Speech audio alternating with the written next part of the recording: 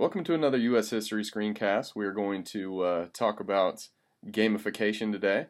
If you don't know what that is, it is basically just creating a classroom where you use games to further engagement and get students more into their learning. So as y'all probably know in your everyday life or just students' lives in general, it's always fun when you turn it into a game. So we're essentially trying to bring that excitement into the classroom and do some things that you may have done before outside of the classroom and incorporate it where students can sort of either consciously or subconsciously thoroughly enjoy your class. So I've got 3 examples here and hopefully you can use it in your classrooms. Here we go. First one is Taboo. Many of you have probably played Taboo. It is one of the better games if you ever play. I guess it's not technically a board game, but if you don't know what it is, essentially I'm going to tell you what it is and then I'm going to tell you how I use it. So what you're going to do is you're going to use vocabulary words as the bolded words at the top of the card. Underneath the vocabulary terms, you're going to put what are known as taboo words, or if you want to call them buzzwords, or these are basically just words the individual is not allowed to say when they're explaining it. So there will be 2 teams, and one person is giving clues, so they will have the cards in front of them, and then a person from the opposing team will be standing right behind them, making sure they don't say the taboo words or the buzzwords. And I'll show you an example in a second, don't worry. So here we go. Like I said in some of the other screencasts, sometimes I use non-US history related ones just to trick them into fully engaging into the game, and this is just like that. So for example, if we have Beyonce, that is what you're trying to get your team to say. So if you're the person with this card, you're trying to get your team to say Beyonce, but the hard part is you cannot say any of the taboo or buzzwords underneath.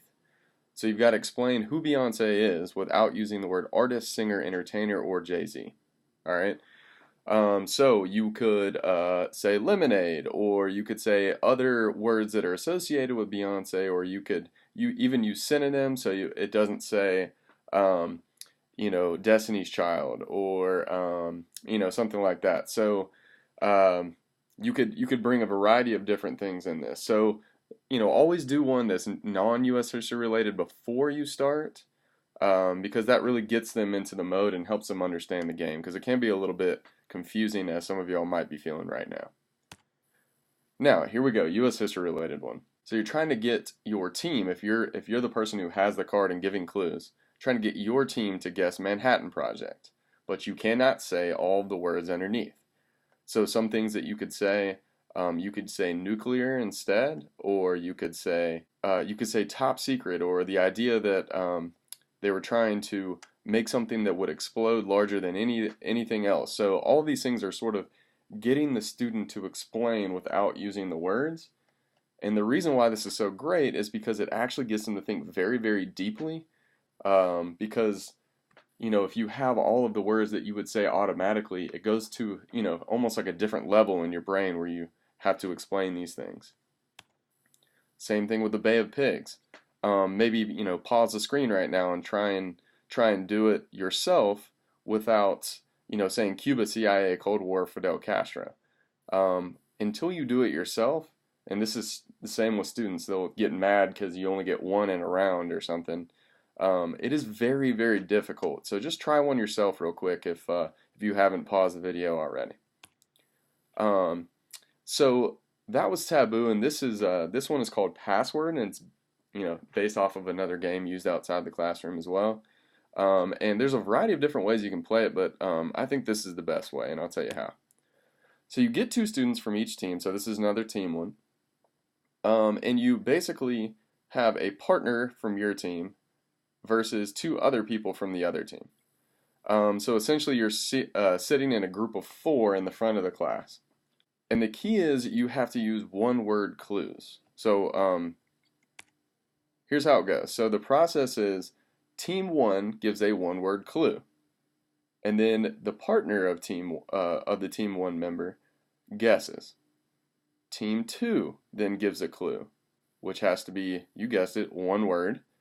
And then Team 2 guesses. So it goes back and forth until someone gets the key term or vocabulary term. So I'll say that one more time. So team 1, clue, and then guess. If they don't get it, then it goes to team 2. So as you will see, it's actually harder to be the first team because you only have one word to go off of, but as it builds, someone usually gets it. So here's an example. If I had the term Louisiana Purchase up there, obviously you can't say Louisiana or purchase. Make sure your students know that because they'll say you didn't say that in the rules. So, if you want to just brainstorm some stuff in your head, but here's some of the word associations that I would make. Buy, Jefferson, France, double, because it doubled the size of the United States. So basically what happens here is it gets them to do word association, but in a very deep way. And then let's say, for example, team 1 says buy. And, the team member says Mexican-American War. Then it would go to team 2, and that person would say Jefferson. And let's say they finally got it, and that would be Louisiana Purchase. So it can go back and forth quite a bit, but that's not a bad thing. And then, one thing that I've actually done is you can potentially open it up to the rest of the team. One of the only bad parts about this game is, the people that are in the audience that aren't the 4 people in the front, they can potentially get bored. So I would maybe say, do 2 rounds of back and forth, and then if the person needs help, they can ask one of their audience team members to help them out. Okay. And the last one I have here is called Last Person Standing, which is also another game that you may have played outside of the classroom. It's pretty simple, but it can be very helpful, and you can actually use it for previews or reviews, I think. So students stand up and list key terms from the unit or class, and the way the game works is you must sit down if you hesitate or repeat what someone else said. So everyone would be standing up, and then you essentially just are listing all of the key terms or key ideas or key people or whatever you want to say. But if you hesitate or repeat, then you sit down.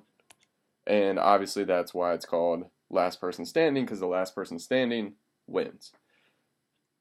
So let's just use an example. So I've done candy before because you can use, obviously I always talk about using, non-US history examples first. So they could go Snickers, Twix, so on and so forth. And then by the end, and it's actually kind of scary how many candy names they can throw out there. But you get them in the mode, and they're like, okay, I kind of like this game, and then you move it to U.S. history.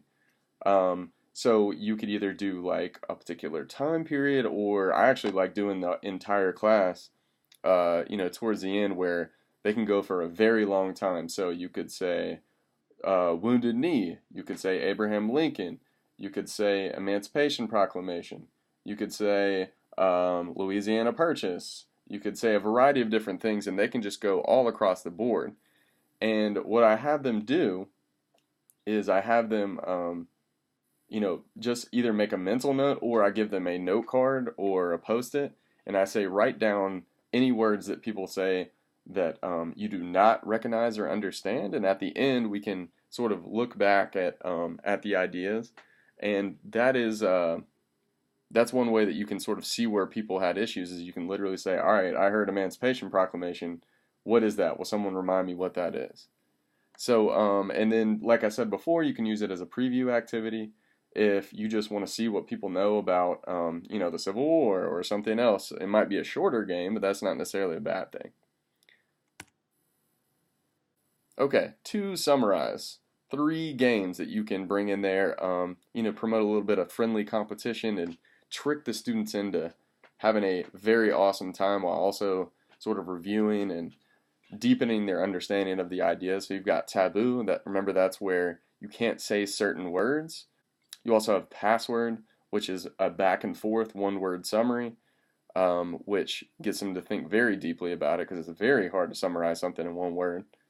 And then you have Last Person Standing. So this is where they work as a class to either brainstorm or just list many things, and then you do a review at the end to see, okay, this person said this, I don't understand. So hopefully all three of these are helpful, and at the very least you use one of them. And thank you so much for watching.